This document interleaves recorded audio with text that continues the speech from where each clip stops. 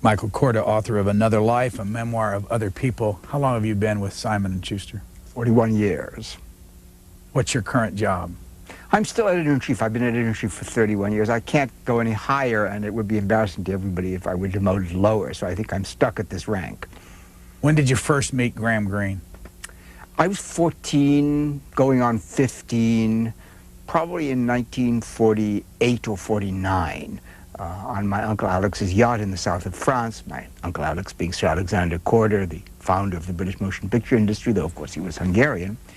And Graham came across, I was lost in this kind of adult party, which included all sorts of celebrated people. And Graham, this very tall Englishman with the protuberant eyes, came across and gave me a martini, which totally anesthetized me, for which I was enormously grateful. Afterwards, we became, oddly enough, very close friends. Graham Greene was wonderful with young people and adolescents. And since he couldn't drive, I volunteered to be his driver in my Aunt Alexa's little two-seat sports car, though I didn't, of course, have a license at that age. And I would take him all over the south of France, and together we went, I think, probably to every brothel in Cannes and Nice, because he thought that would be good training for me and that I was exactly at the right age to benefit from it. I think he was right, actually. More important, Graham made me appreciative of just what a wonderful profession it is to be a writer, because every morning he would get up at 6 in the morning and sit down in the shade on the deck of the yacht and take out of his pocket a little leather-bound notebook about so big, gold-edged, of the kind you buy at expensive stationery stores, and a fountain pen. He would uncap his fountain pen, and he would write in a tiny, tiny little square hand, like somebody writing the Bible on the head of a pin. And he would write by some complicated count of his own exactly 500 words, and on the 500th word, even if it was in the middle of a sentence, he'd stop, put the notebook away, screw up his fountain pen and say, "Right, let's have breakfast and begin the day." And he did that every day, 7 days a week. And I thought to myself, what a wonderful profession. It's over by 7:30 in the morning. Of course, I was wrong, because the rest of the day for a novelist is work too. Graham observed, noted, took into his mind people, events, places, used them all. But for me, there was this wonderful experience of dealing with somebody who quietly and by himself every morning simply wrote exactly 500 words. How did you go on then to be his editor? Well, that came about because he'd been published for some years by Viking Press. And when he wrote Travels with My Aunt, which is one of his two funny books, the other one being Our Man in Havana, Tom Ginsberg, who then owned and ran Viking, sent the manuscript to Playboy for first serial. And the Playboy editors wrote back and said they liked the book, but they thought that the title was kind of a feat. And the more Tom thought about it, the more a feat it seemed to him. So he gathered all the Viking editors together in a, quote, brainstorming, unquote, session to come up with new titles for it. And they came up with a dozen titles or so, and he sent them to Graham Greene, who was then in Antibes. And Graham sent back a memorable cable, which read, "Easier change publisher than title, Greene." And the very next day, his agent rang me and said, "Graham wants to come to Simon & Schuster." And I was delighted to have him, and he stayed at Simon & Schuster for many, many years, and we remained very close friends. It is still good advice. Don't give literary authors suggestions for changes in titles. Why couldn't he get an American visa? He'd been briefly a member of the British Communist Party as an Oxford undergraduate. Graham always said he'd done it as a prank, and that may be true, actually, or it may not have been true. But in any case, it was not a significant thing to have done necessarily in the 1920s, and a great many people did it. He could have had an American visa if he applied for an extension visa in which he swore that he had been a member of the Communist Party, but nevertheless wanted to enter the United States. He refused to do that because he thought it was demeaning. He did come to the United States, however, without anybody's having noticed, as part of the Panamanian delegation of Omar Tarias, and there's a wonderful photograph of him standing behind Jimmy Carter in the White House, this tall Englishman in the Panamanian delegation, without anybody apparently having said, "But isn't that Graham Greene?" which tells you all you need to know about the Carter White House. How did, why was he there? What was the pretext? He was a great friend of Tarias. He developed Graham loved, as he used to say, dangerous places on the far edge of things. He was a friend of Castro's. He traveled to Vietnam, famously, of course, because it was there that he wrote The Quiet American. He liked to be where things were happening in a revolutionary and political sense, and where there was a whiff of danger. And he was sympathetic, by and large, to people of the left as opposed to people of the right. What year did he die? A sympathy which I share. You know that I can't remember now, but it's certainly more than 15 years ago. I miss him enormously. You wrote in the middle of your book, and I wrote it down, you say you have a lack of interest in politics. True. But you just said that you consider yourself a man of the left. I like to feel surrounded by people who are sympathetic to humanity in general, and I'm uncomfortable with totalitarians, whether it's in business or whether it's in politics. I'm not a Republican or a Democrat in the sense of having a fixed political point of view, partly because I'm as much English as I'm American.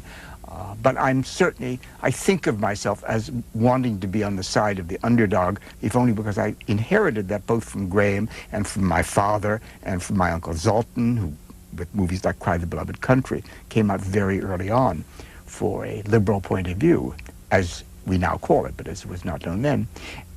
I also think that, generally speaking, the smarter and the more interesting people and the prettier girls are usually on the left. How many years did you spend in Great Britain? Well, I was born there. What year? In 1933. An excellent year for port. But I was, and also the opening of my uncle's famous motion picture, The Private Lives of Henry VIII, in which my mother played, and my Aunt Joan, and my Aunt Merle Braun, and my father did the set direction, and my Uncle Zoltan did the cutting, and my Uncle Alex produced and directed, and I was born on the opening night. So 1933 was a significant moment for our family in many ways. I think I was the least significant part of it. I stayed in England till 41, when my father came over to the United States because it was impossible to finish The Thief of Baghdad and Jungle Book in England. There simply was no studio space as it was taken over for war production, and a huge amount of money had been invested in these films. He went back to England in 42 or 3, and I stayed on here till 47, I think, with my mother, and then went back to England and lived there until 1958. Why did you come back here? Couldn't think what to do with myself in England. You know, by the time I came back to England, and particularly since I went to school in Switzerland rather than England, I never felt myself, once I got back, to be altogether in the right place. I had lost my English accent and not quite acquired an American accent, and I always seemed to be sort of out of focus wherever I was. So I thought that problem might be solved by coming back to America. Actually, my first attempt at solving that problem was to go to the Hungarian Revolution in 1956. When that did not solve the question of where I was going to live and what I was going to do, I decided to come to New York and, as it were, try for a whole new life in the United States. What do you mean you went to the Hungarian Revolution of 1956? Well, I'd grown up, you know, surrounded by friends of my father's like Bob Kappa, the famous Hungarian combat photographer. And my father had a dramatic life during the First World War and in the years that followed it in Hungary, as did my Uncle Zoltan, and as did my Uncle Alex. So I grew up around people who had enormously exciting lives, and in, as it were, the backwash of the Spanish Civil War, which was an important event within my family. And I always felt deprived of that, even though I'd spent 2.5 years in the Royal Air Force. I felt deprived of that kind of involvement in dramatic politics and events. So when I could sense, as anybody could, the Hungarian Revolution building force after the problems in Poland, and it first began to break out, I went to Hungary in order to bring medical supplies to the hospital and to act as a stretcher bearer in what was already becoming fairly violent combat, and stayed on through the entire revolution, coming back to England, I think in mid to late November. Any impact on you? Oh, enormous, enormous. First of all, it was, even though I'd spent 2.5 years in the Royal Air Force before going up to Oxford, it was an enormous kind of shock of reality. I mean, up till now I had been a very bookish child, even though I grew up surrounded by celebrities and famous people. nevertheless, and I think because of that, I was very drawn to books, to an interior life, because so much glamorous was happening around me, and because my parents and everybody around them were far too busy to take any notice of children. So I became, a great, great reader.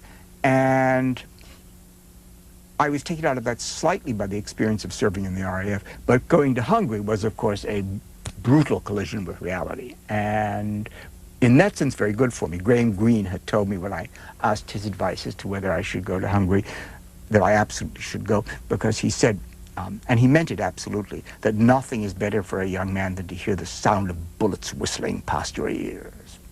And that's a very romantic point of view, but it's not altogether untrue. If you're going to do it, you may as well get it out of your system and over with before you start work, and I did. Which book, Another Life, is this for you? You mean in terms of number? It's yes. Either my 11th or 12th. I think it's my 12th. When somebody buys this book, what's in it? First of all, it's not called a memoir of other people for nothing. Anybody reading this book will get to know as much as they can possibly want to know about me, but I'm in the background, Zelig-like.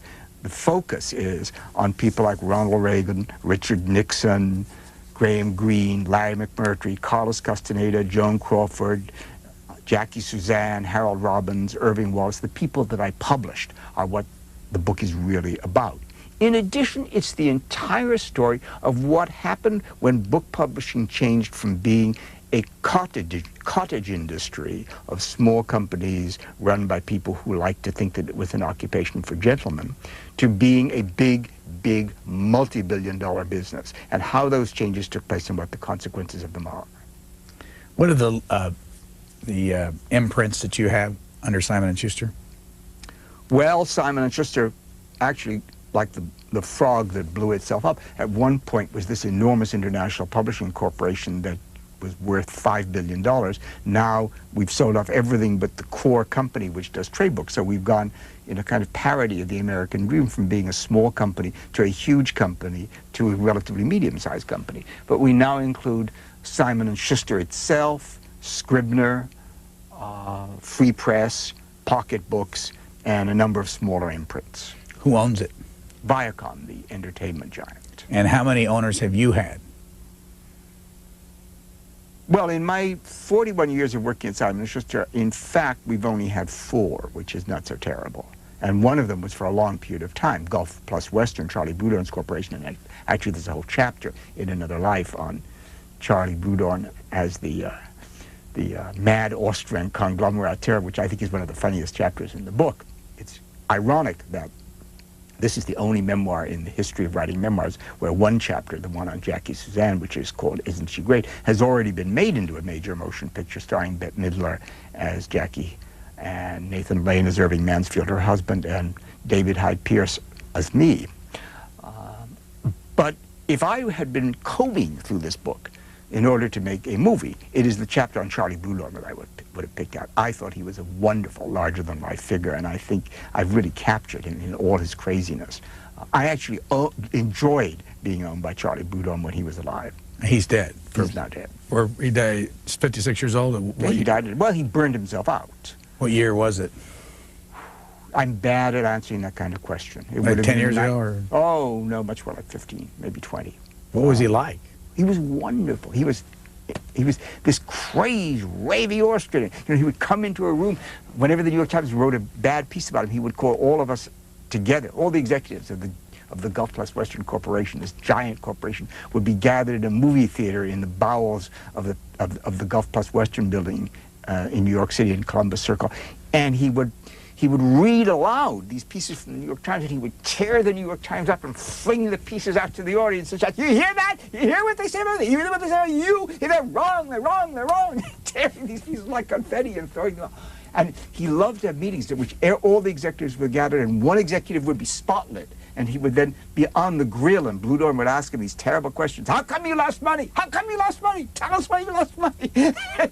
he was marvelous. I mean, because the good side of him was the energy, the enthusiasm, the drive. If you came to him with an idea that he liked, he was unstoppable. He could be, of course, exasperating, terrible. How'd you know when he didn't like you? But when he didn't like you, he showed it. He said, get him away from me. Keep him, get out of it. Get him out of it. Get out of the room. He could, I mean, he was instant. It was instant like or dislike. I liked him instantly, and I guess he liked me because actually he saw much more of me than he needed to see. And I think he felt a sort of connection. You know, his own past was mysterious, but Blue Dawn was a kind of Austrian, Czech immigrant. There was a whole mystery about whether he was an Austrian, Czech, Jewish refugee or not Jewish. And you know, you could never figure out exactly what he was. But he came from the same part of the world as my family in the sense of the Austro-Hungarian Empire and the Danube. So there was a kind of fellow feeling that he had for me, and he treated me actually very, very well. I described in the book his secretary phoning me and saying, Mr. Bruno wants to see you, would you meet him for dinner tomorrow night at what I heard to be the Saint-Tropez?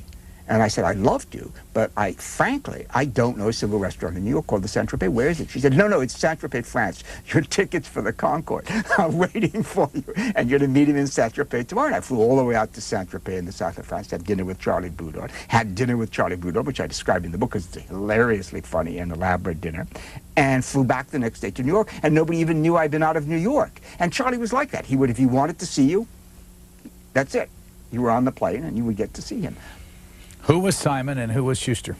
Max Schuster, although his full name is M. Lincoln Schuster, and Richard Simon, whose full name was Richard L. Simon. This is important because until Bob Gottlieb, the editor, enfant terrible boy genius of Simon & Schuster, who was my mentor when I arrived there in 1958, arrived on the scene as a celebrity editor, nobody in book publishing could exist without a middle initial.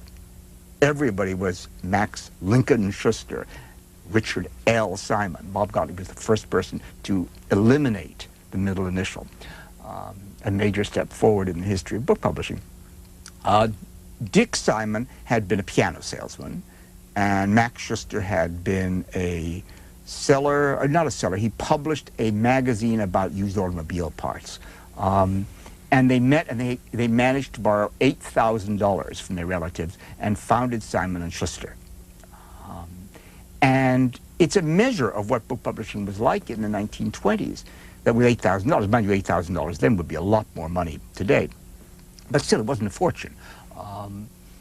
They managed with $8,000 to start a book publishing company and make it tick, make it survive. Their first big book was a huge bestseller because they published the first book of crossword puzzles, and Henry Simon, my first boss at Simon & Schuster, who was Richard Simon's younger brother, Henry's first job in publishing was buying the pencils that were to be attached to each of the crossword puzzle book, because the big gimmick of the first crossword puzzle book was that there was a string with a pencil attached, so you could just pick it up and start working on it. And the booksellers wouldn't carry them because they said the pencil made it a novelty, showing that even then, way back in the 1920s, the booksellers were just as slow to catch on as they are today. How many books a year do you all publish now? 300-400, I should think, in hardcover. God knows how many in paperback, lots. How many of those are fiction and how many nonfiction? Probably a third fiction. Exactly the same mix that has been true of almost every publishing house since the beginning of time. At one point in your book, you say that you print twice as many books for every one sold? I should think that's about right. Why is that? During the Depression, when the bookstores looked as if they were going to go under completely, Simon & Schuster was the first house to suggest that they could be kept in business by making the books returnable. Any books they didn't sell, they could send back for full credit. When the Depression was over and the bookstores began to recover a certain amount of prosperity, nobody could undo what had been done. So now, we are still stuck with the same problem, even though the booksellers are now multi-billion-dollar giants, that existed in the 1920s after the Depression, which is we send the books out and a certain percentage of them come back. The average is probably not 50%, but more like 30 or 35%, but still it's a lot of books. And on some books, if you've judged wrong, 80 or 90% of them can come back. In fact, sometimes it seems to me that we get more books back than we printed. Now, sprinkled throughout your, I must say, I'm anxious to hear you tell this story, throughout your book is, and I'll hold it up so the audience can see, if you, those who have ever subscribed to the Book of the Month Club or one of these clubs will find that, you know, you have choice of books you get for $1, and I think this is, or maybe, I don't remember what it is, $29.95. I don't know what they do now. They used to give them away. I think you got the whole set if you joined the Book of the Month Club. I don't know that they still do that. This is number 11 of 11-volume Story of Civilization by Will and Ariel Durant. Well, they died before they could get to number 12, but they got it as far as number 11, and that's kind of a miracle. If you hold it up the other way, people will get some sense of how big it is. Yes, there it is. A lot of words. I edited. There they are on the back. Well, there we go. I think I edited volumes 7 through 11 of the Durant's History of Civilization, and there they are indeed. Ariel Durant is the one on the right with the page boy, and Will is the more serious-looking one with the mustache, although, you know, they began to resemble each other in later life so that it was sometimes difficult to tell which was which except for the mustache. They were quite remarkable, indefatigable. They pursued fact, theory, historical tidbits, philosophy. The books are quite incredible. However, they taught me a lesson early on in my publishing career, which is, first of all, if there is a huge important author, and the Durants were then very important authors indeed to Simon & Schuster, and they are given to a very junior assistant editor, there's a reason for it, and the reason is that nobody else wants to deal with them. The second is that although the Story of Civilization and Durant's other books had made them very rich indeed, they were in a state of constant rage at how rich they had made the publisher. So that the very first time I met them was at a cocktail party given by the Schusters in their elegant apartment in the Pulitzer Mansion in New York. And the Schusters' claim to fame was that they owned this painting. They had bought a clay, I think it was, and it was the cornerstone of their collection of paintings, and their claim to connoisseurship, their only claim, I might add. Anyway, the Durants are standing in this cocktail party that the Schusters are giving for them, and I go across to meet them because I've spoken to them on the phone and corresponded with them, but not yet met them. And Ariel Durant, who's wrapped in this kind of shapeless schmata, and there's this little old lady with gray hair, and the face of Madame Defarge, she would have been perfect as a tricoteuse, is standing there muttering under her breath while Will is kind of nervously wringing his hands. Because he was the kind of guy who always is nice to people. But the reason he's always nice to people is that he knows that Ariel will say all the things that he wants to say but can't. So he always covets this reputation as a nice guy, where she gets the reputation as the tough person. Anyway, I go across to speak to her, and she's in a state of which I say, is there anything the matter? And Ariel says to me, she has this inimitable Russian Jewish accent, she says, look at them, look at them, look at the Schusters, Max and Ray. They live like kings off our blood. My will goes blind working until all hours of the night to keep them like kings. I never forgotten the resentment. And it was on the tip of my tongue to say, yes, but you've been getting enormous royalties. I see the royalty checks when they go out. Thousands and thousands of dollars every 6 months go out to the Durants, and have been for like 20 or 30 years. But no, they felt that the lifeblood had been squeezed out of them by the Schusters, because the Schusters had this apartment in New York and traveled off the blood squeezed from poor Will. And this has taught me, I think, at a very early age, the absolute fatuity of these speeches that you hear in book publishing, where somebody will get up and say, of course, the author and the publisher are on the same team. The author and the publisher are not on the same team and never have been. Now, I don't know whether you know anything close to this, but do you know how many of these 11-volume series have sold? Oh, it's almost impossible to calculate. Simon & Schuster sold hundreds and hundreds of thousands of them over the years. The Book of the Month Club, for all I know, has sold millions of them. What are they? Do you have any idea what they would cost today if you bought them today? Well, I think you can buy them today, actually, in hardcover, although it would be difficult to imagine somebody doing that. But my guess is you'd be talking somewhere between $300 and $400 for the whole set. And why do so many people buy them over the years? And do you think people read them? Well, that's a very good. Of course, you could ask that about almost anything to people. It's very often a big question in my mind, is whether people read any of this. Well, I'm not sure they do. In later years, I'm not sure that they do actually buy them, because the staple has been for the Book of the Month Club to give them. And my feeling is that people put them on the shelf and they stay there, which in fact is rather a pity, because you could do much worse than read through the Durants for a history of human civilization up to the age of Napoleon. Do people actually read them? Yes, certainly when they were alive, they got a substantial amount of fan mail, so somebody must have been reading them. I think I saw the copyright on this last one in 1972. That sounds about right. Did they die right after that? Well, not right after that. Then they continued to write. Will wrote his autobiography. I would say they lived on some years afterwards. Now, who were they? Will, as I remember, was in fact a kind of renegade priest. He had been a Catholic priest, lost faith with the church. Reason overcame religion. And he was in fact very hostile to religion, and the books are modern in the sense of the 1920s and the 1930s, in that they are skeptical of organized religion, extremely skeptical of Catholicism, and great faith in human progress, science, and philosophy.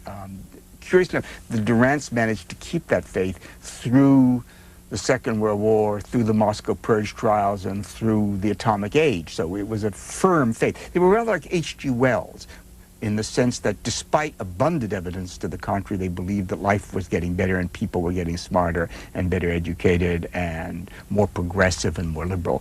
I was never able to see for myself any proof that that was the case, but the Durants believed it quite. They believed in the firm upward march of human progress, to quote them exactly, which takes some believing.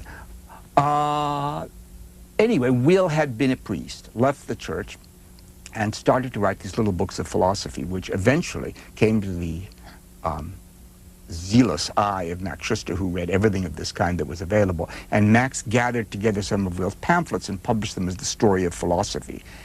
Ariel was so young when she married Will Durant that she skated from the Bronx down to City Hall on her roller skates for the taking of the marriage license. For all that, I have to say that two more disagreeable people it would be difficult to meet, even though they were quite nice to me. So I'm not sure whether it was a happy marriage or not. But it certainly was a productive one. Millions and millions of words. Where did they live? They lived in Southern California, in Los Angeles. I don't know why, but they fled out there, and they fit there. They were vegetarian. When you went to their house, you got peculiar herbal teas and nut burgers and odd food like that. And they wore, and I describe in the book in some ways, they wore sort of those health fattest space shoes that are molded to the foot out of some curious substance that isn't leather but also isn't plastic. They fitted in, actually, in Southern California. You went to visit them. I visited them there, and they absolutely belonged in the land of the loved one.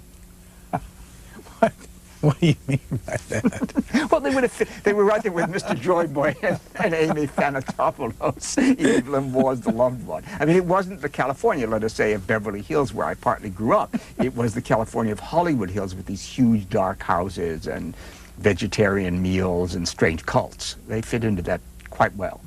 But you tell the story about how Ariel Durant wanted her name on this. Ariel had worked alongside Will Durant for many, many years, researching as he wrote. And as they got older, she began to do some of the writing as well. In fact, the trip that I took to see the Durants in Los Angeles was precisely because Ariel had been insisting on co-authorship. And it was a very,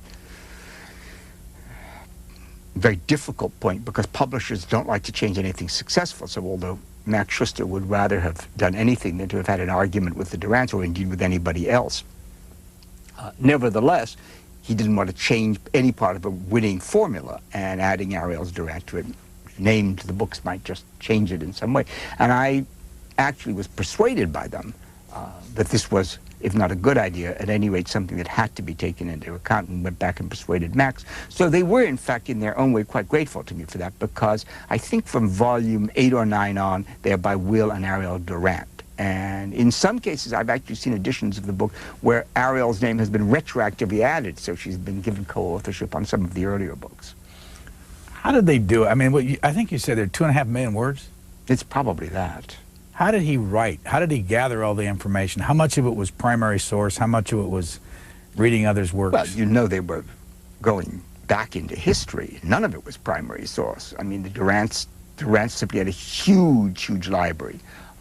Both Will and Ariel had a remarkable sort of head for quotes and could find what they were looking for. If they wanted to write about Hobbes, they simply first read all of Hobbes and then read everything they could find that had been written about Hobbes, and then went back and, in effect, did what you would call perhaps a book essay on Hobbes. They were not original historians in the sense that you mean it. I don't think Dead Sea Scrolls or their equivalent ever passed through their hands. But how did they do it physically? You mean you paint the picture of them in that place, in that dark room, and Well, Ariel would sit, Will rather, would sit in an armchair with a kind of blanket over his shoulders and with a kind of workboard on his knees and write longhand while Ariel would clip quotes that he asked for onto the top of the clipboard. It's not a worse way of doing it than any other when you come right down to it. how do you write? Well, these days I use a word processor because it's convenient to. Before I used an electric typewriter, and before that I used a manual typewriter. I never thought it mattered much. I stayed at Larry McMurtry's ranch in Archer City. I published Larry McMurtry for 30 years, and he is one of my closest friends and one of the people I'm most proud of having published.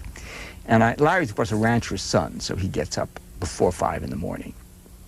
And I hear him fry some bacon. I hear the toast popping, the coffee percolator going around 4:45, and around 5 minutes past, 10 minutes past 5, I hear coming out of the kitchen while Larry's eating his breakfast, ding, ding, ding, ding. I hear the ting of a typewriter. Of course, many of the people who are watching the show will not have heard that sound or know what a typewriter is, I'm afraid. But anyway, Larry has written every book that he's written, and there have been a lot of them in this past 30 years, on the old manual typewriter he had way back when he was in high school. He's not sentimentally attached to it, I don't think, in any way. It's just the typewriter he's always had. He's used to it, and that's what he types with. I don't think it makes any difference. Tolstoy wrote War and Peace longhand with a fountain pen. Does it matter? The way in which you write something, it seems to me, is almost immaterial. Why does the editor of Simon & Schuster have his book published by the big competitor, Random House?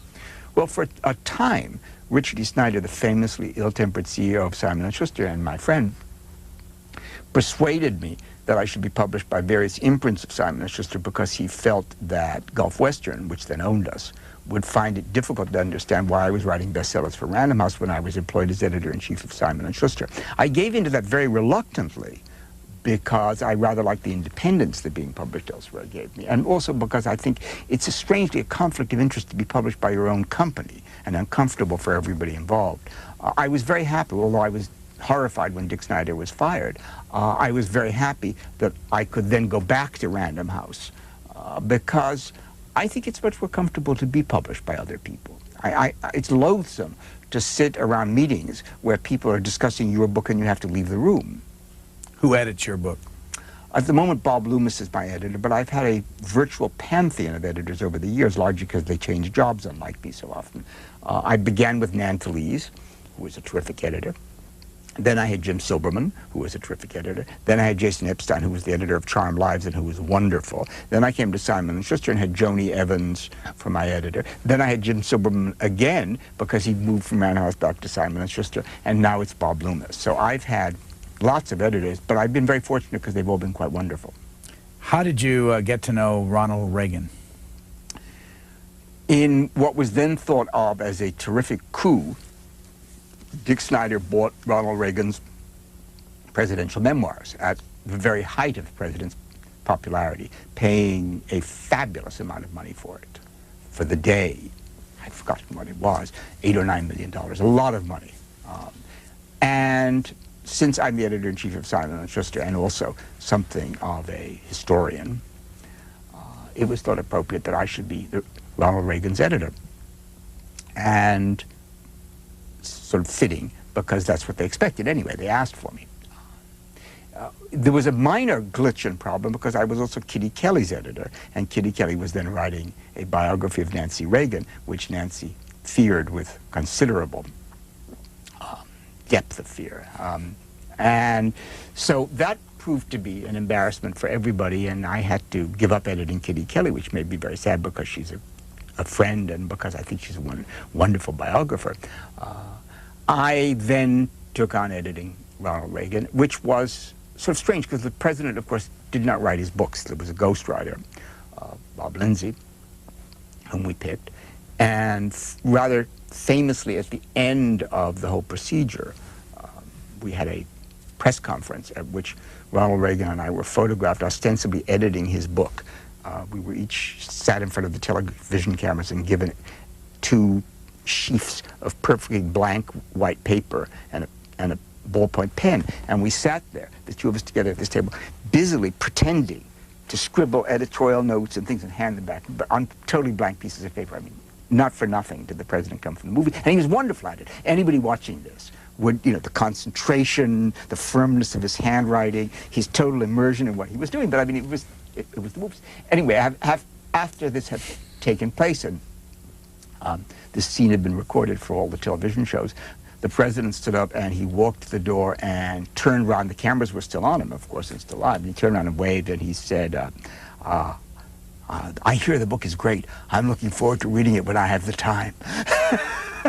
And of course, and it's true. He had only the most tangential connection to this book. I went out to see him in California. I liked him very much, politics apart. I thought he was a wonderful man. He used to phone constantly. And it was nice because he never placed, you know, usually a telephone operator says the president will be on the line, please hold for the president. With Reagan, I would come home, and of course, you know, he's a great horseman, loves horses. And my wife, Margaret, is a very successful 3-day eventer, and her whole life revolves around horses.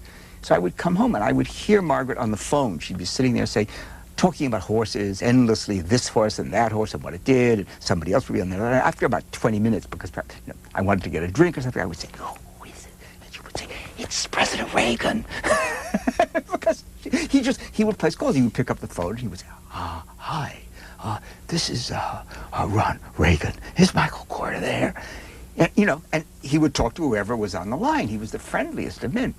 But I was actually sent out to him because he had neglected to mention in taping the material that would be used for the book his marriage to Jane Wyman. And when I had pointed this out, I encountered this wall of resistance which came back. Actually, for the first time, the president was actually rather stiff with me. No, he did not want to discuss Jane Wyman. Well, that's kind of a problem because, as I pointed out to him, it isn't that anybody wanted him to say anything about Jane Wyman, but if reviewers found he hadn't even mentioned his first marriage, they might conclude that if he could leave that out, he'd leave other things out, and therefore that the book couldn't be relied on. So I was sent out to California to negotiate this point with a very reluctant president. And I said, you know, you don't have to say anything about it. Just one sentence. On such and such a date, I was married to Jane Wyman, but the marriage unfortunately ended on such and such. That's it. That's all you need to do. Just so her name is in the index. That's all you... No. Well, it did not take me very long to work out that the actual opponent to the mention of Jane Wyman was not, of course, the president, but Mrs. Reagan. And I managed to negotiate that by saying that it would make the president look foolish if he didn't at least mention. And overnight, the president came back and he said, it's just fine. And we wrote out by hand this one sentence and put it in the book. But he was always, whenever I worked with him, the kindest and the nicest. He also brought his little bag of home-baked cookies to have with coffee in a paper bag in the morning, and he would put them on a plate and pass them around. Of the 3 presidents I've worked with, I liked him by far and away the most, and I would have liked him even if he hadn't been president. He was just a very endearing and nice man. And you go into some detail in your book about the cookie. Yes, because the president brought these home-baked. He came in with this little bag of paper, brown paper bag, and he said, these are homemade chocolate chip cookies made by Esmeralda, are made, and I brought them in for us to have with our coffee. And we put them on. But they were these weird looking, they looked like I think she was Ecuadorian or in South or Latin American, and they looked like, in fact, like chocolate chip cookies that had been made by somebody who's never seen a chocolate chip cookie. You know, they were kind of too thick and too burned at the edges. Anyway, but he loved them. So we put them on the plate. And as we're having our coffee, we passed them around the table. There were about 6 or 7 of us around the table, all of us working on these proofs, except for Ronald Reagan, who was kind of looking out the window. And wishing he were doing something else. And everybody has one of these chocolate chip cookies, and when the plate gets round to the end of the table, it's put back in front of the president, and there's one cookie left on the plate. And about 15 or 20 minutes, I realized that the president is paying no attention whatsoever to what we are saying, and that his mind is fixed on something else. And what it's fixed on is this one remaining chocolate chip cookie, which he's firm. And it's perfectly clear to me that he wants that second chocolate chip cookie with his coffee. But having been brought up in Dixon, Illinois properly, he has been taught as a maxim that cannot possibly be broken, that you do not take the last cookie on the plate, particularly when you're the host.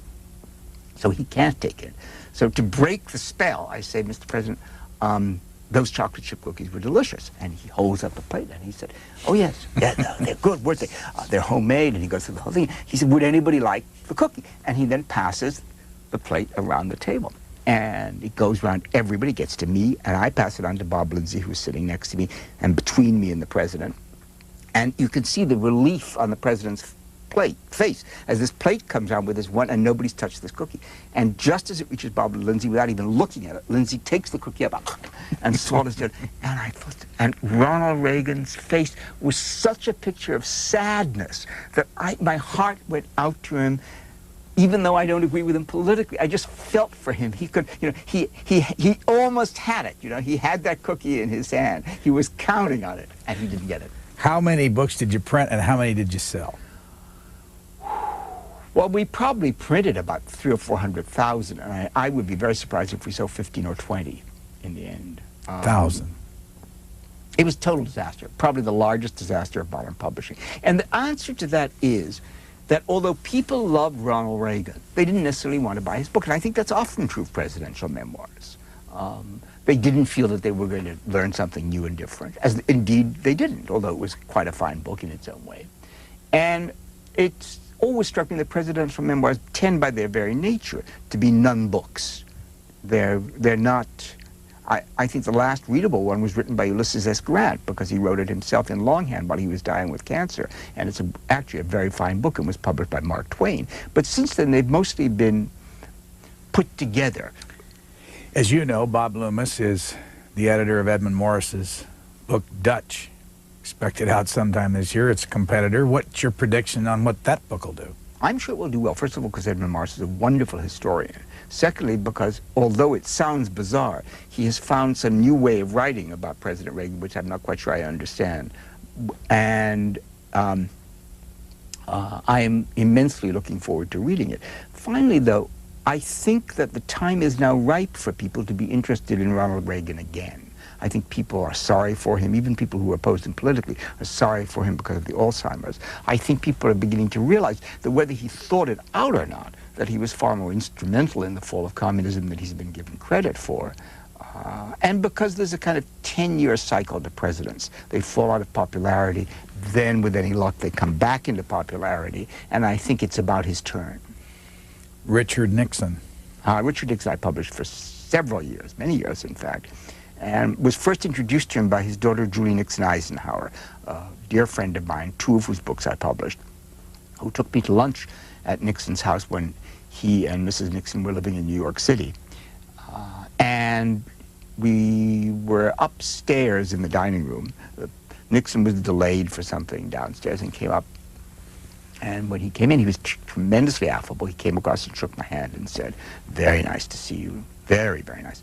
And then, without a change in tone or anything else, he went across and he shook Mrs. Nixon's hand and said, "Very nice to see you," in exactly the same tone of voice, and sat down and started his soup. And I thought, this is really bizarre. But I came to recognize that he had this difficulty in communicating to people in some way. When I went out to Saddle River, New Jersey, to dinner at Nixon's house there, he came down the stairs, and we were all gathered in the foyer. And he came down, and when he was like 2 or 3 steps above us, he raised his arms, as he always used to, in a strange gesture like this, and said, "The good news is the bar is open." And I was, Nixon finds it very difficult to communicate. He's shy. It's difficult for him to communicate with people. And he had this weird habit of referring to himself in the third person, which I mentioned in Another Life. Not only would he say of himself, he would say, "It's interesting you should say that. when Nixon was president and leader of the free world, as if leader of the free world were a title, but always in the third person. But he would actually say to the butler, he would say, Manolo, freshen Nixon's drink, would you? Bizarre. And so I describe all this. I describe the fact he was baffling. I mean, the fact that he couldn't find his way around his own house. When he gave us a tour of the house, myself and the Chinese ambassador and the interpreter, he kept saying, and this is Nixon's study. And he would open a closet door. And he would, no, that's the, and we had to go through 3 or 4 doors before he would finally open the door and say, well, that's it. Then, when he wanted to give the Chinese presents, he opens this drawer of his desk and he reaches it and he says, I'm going to give you one of the most important books of the 20th century.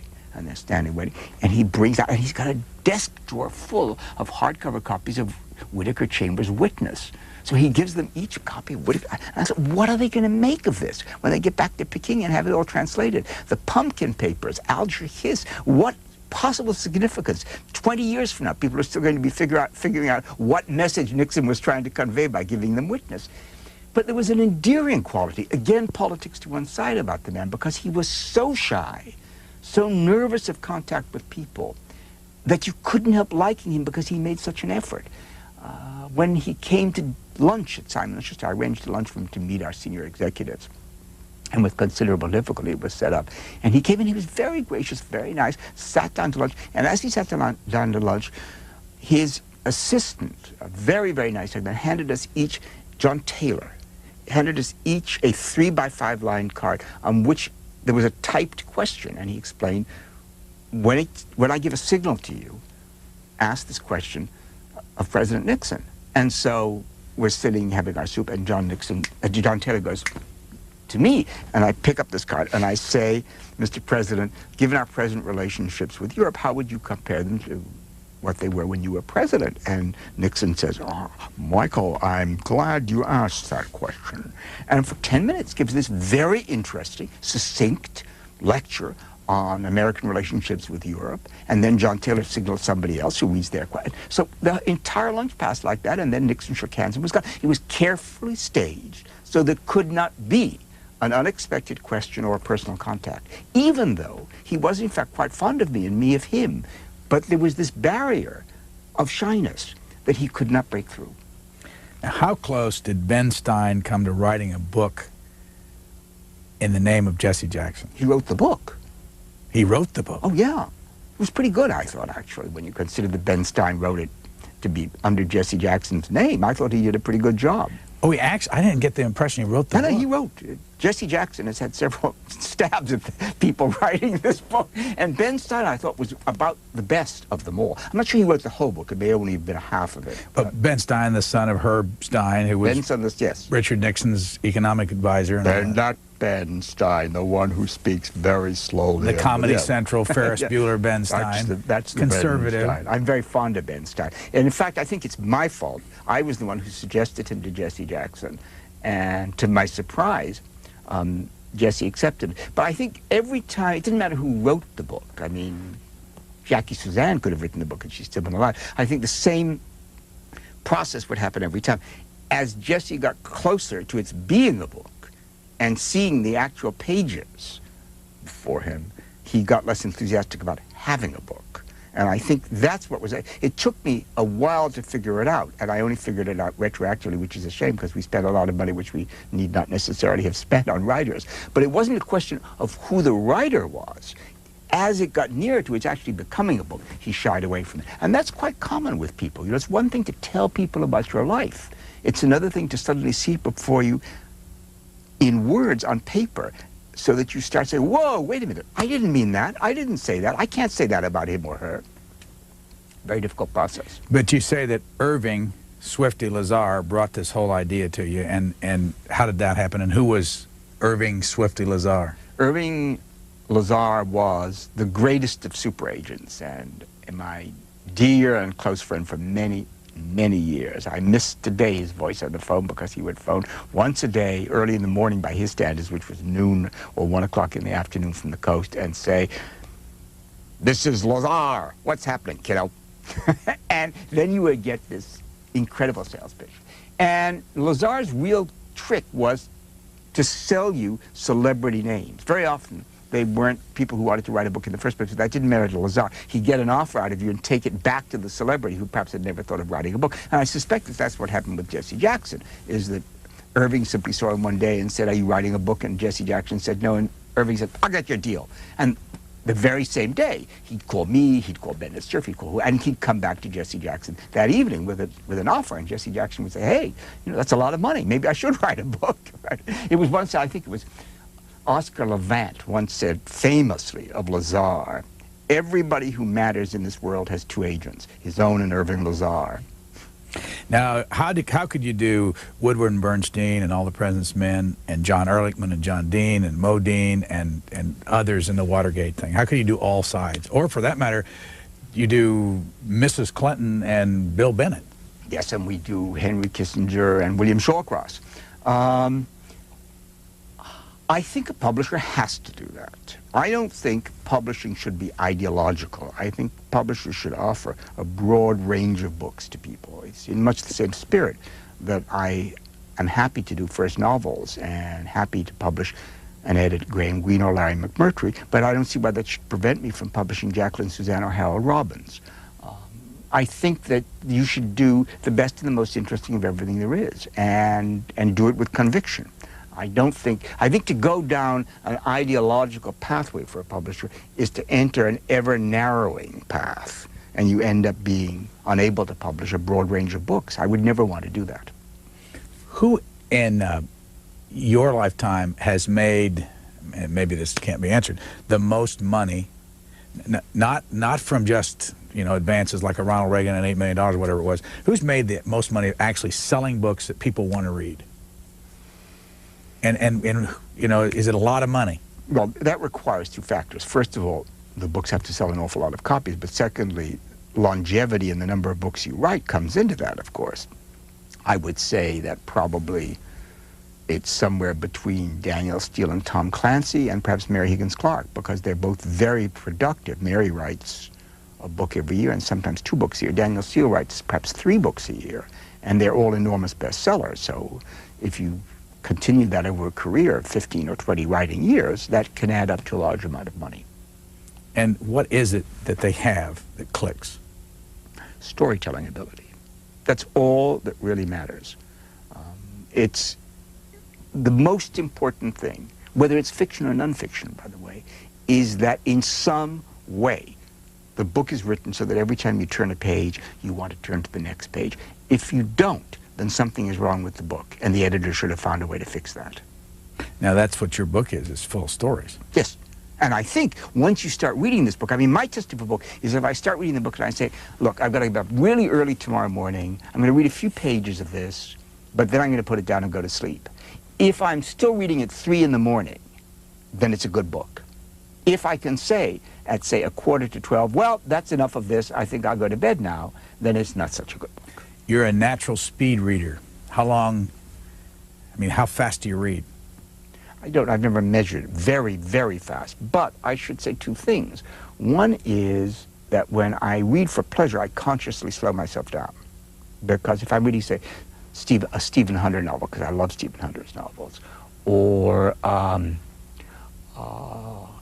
Keegan's book on the First World War, which I just read, and which is a marvelous book, I force myself to read slowly, because otherwise I'm just not getting the pleasure out of it.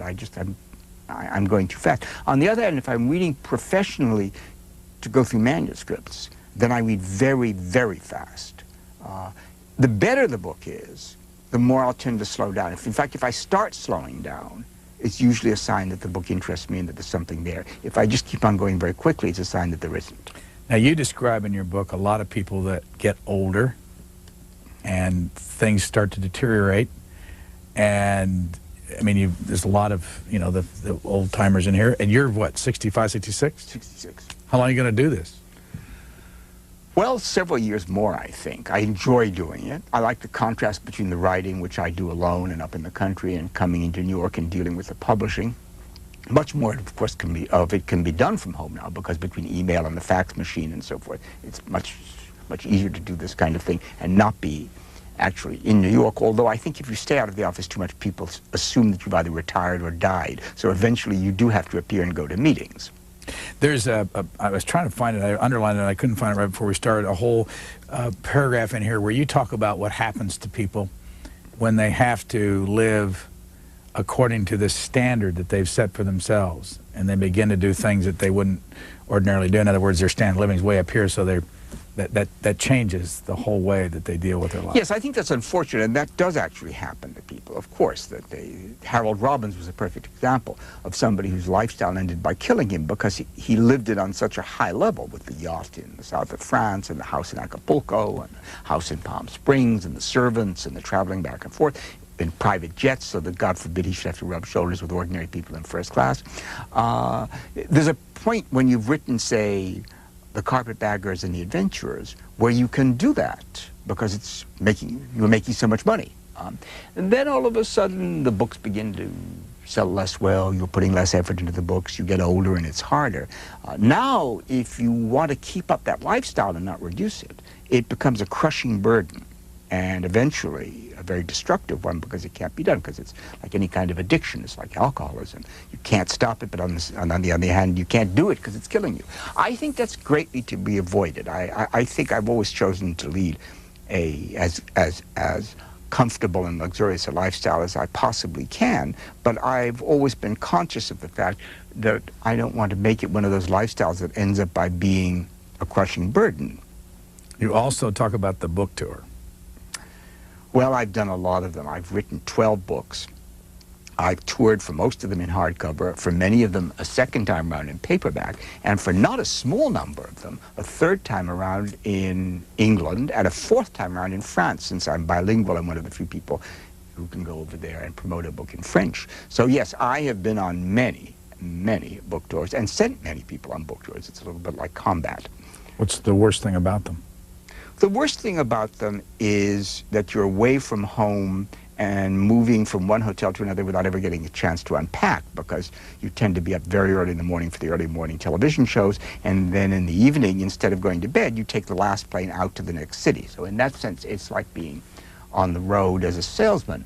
The best thing about them is you truly get to meet a lot of fascinating people who love books that you wouldn't in any way meet any other way. I mean, I was in Portland a couple of weeks ago, and at Powell's, the great bookstore there, and it was like being bathed in book love. I mean, out there, there are still wonderful independent bookstores and people who really love books and read a prodigious amount. And that's something a publisher should know.